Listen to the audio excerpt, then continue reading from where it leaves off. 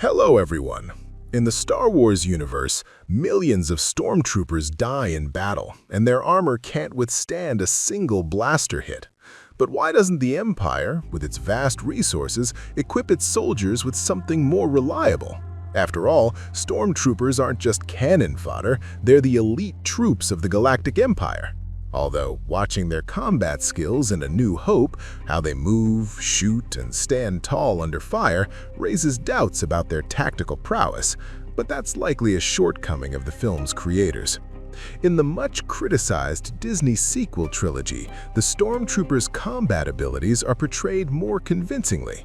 Their high mortality rate on the battlefield is probably better explained by the sheer skill of the main heroes. According to lore, stormtroopers are not as numerous as the Imperial Army, which boasts tens of trillions of personnel.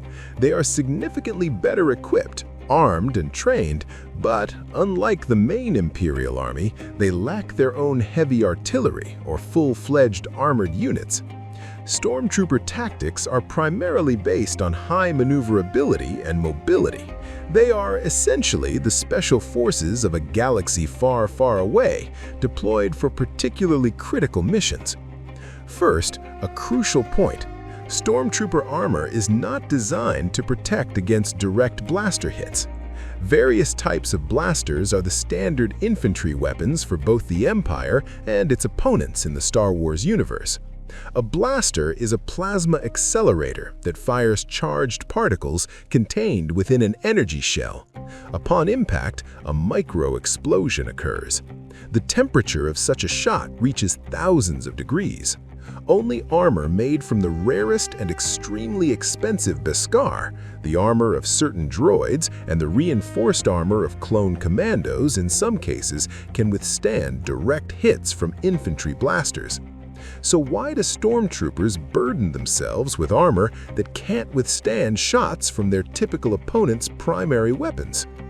Let's draw a real-world analogy. Modern ceramic armor plates of the highest protection levels can stop bullets from any individual firearm, up to rifle rounds, including armor-piercing and incendiary. However, the weight of two such plates, covering only the upper torso, is around 7 kilograms. Covering a soldier's entire body with such armor elements is impossible. The weight would become prohibitive. Moreover, ceramic plates degrade quickly from impacts. You can't run under fire like a Mandalorian under blaster bolts. Even if the soldier stays on their feet, the plates that stop bullets lose their integrity and need replacement. 7 kilograms might not seem like much, but add to that the carried ammunition, a first aid kit, food and water, a helmet, a weapon, and gear for overnight stays. The total load becomes something you can't run lightly with. However, statistically, only a tiny percentage of military personnel ever engage in direct firefights. Since World War II, the majority of soldier casualties have come from artillery shell and mine fragments. Let's examine the experience of fighters in the Russo-Ukrainian War, the largest armed conflict of the modern era. There, soldiers strive for maximum shrapnel protection. Body armor is supplemented with neck guards, groin protectors, and elements for arm and leg protection. Often, the body armor itself features shrapnel-resistant plates rather than bulletproof ones to reduce weight. This protection has to be worn constantly, since artillery shelling or drone attacks can happen at any moment.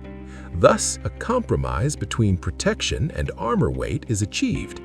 Heavy bulletproof plates are worn by those expecting direct involvement in an assault or repelling an attack.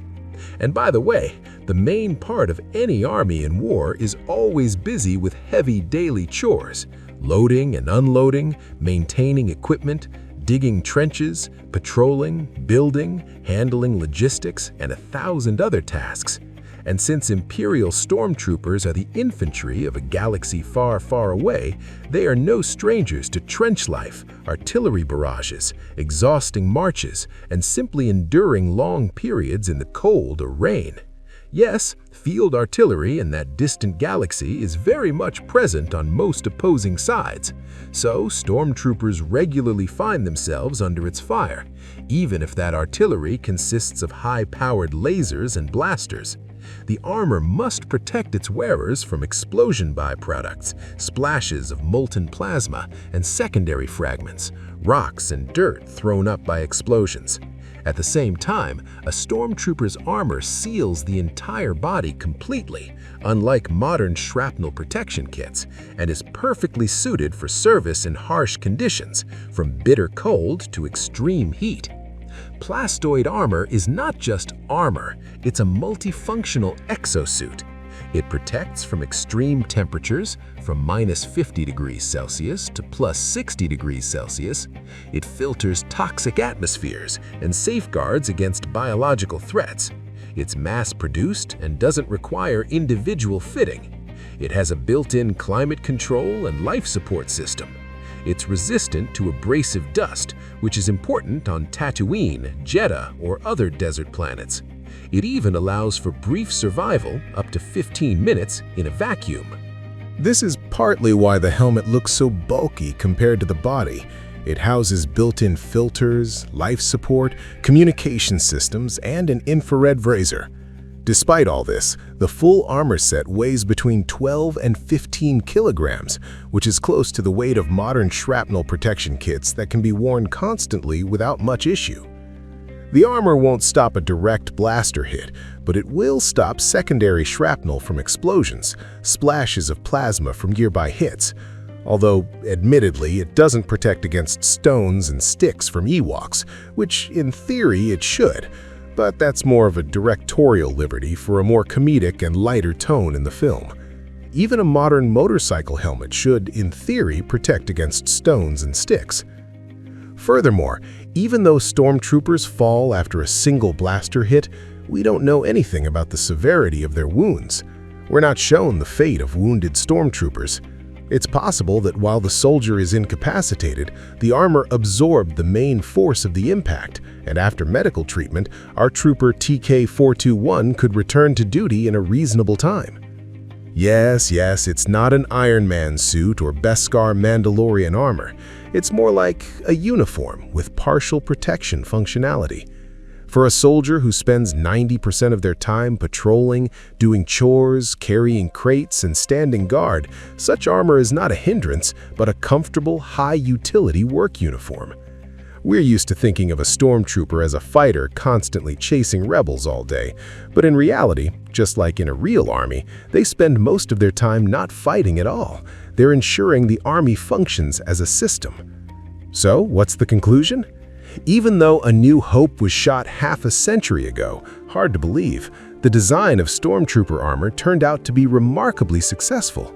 It's the golden mean between elite and mass-produced, between technological perfection and the realities of mass production. Therefore, stormtrooper armor is not a scriptwriter's folly. It's a thoughtful engineering solution that considers logistics, economics, and service conditions. It doesn't make a soldier invulnerable, but it makes them cheap, versatile, and intimidating, statistically increasing troop survivability on the battlefield. And under a galactic dictatorship, that's exactly what's needed. Let me know what you think, and see you in the next video.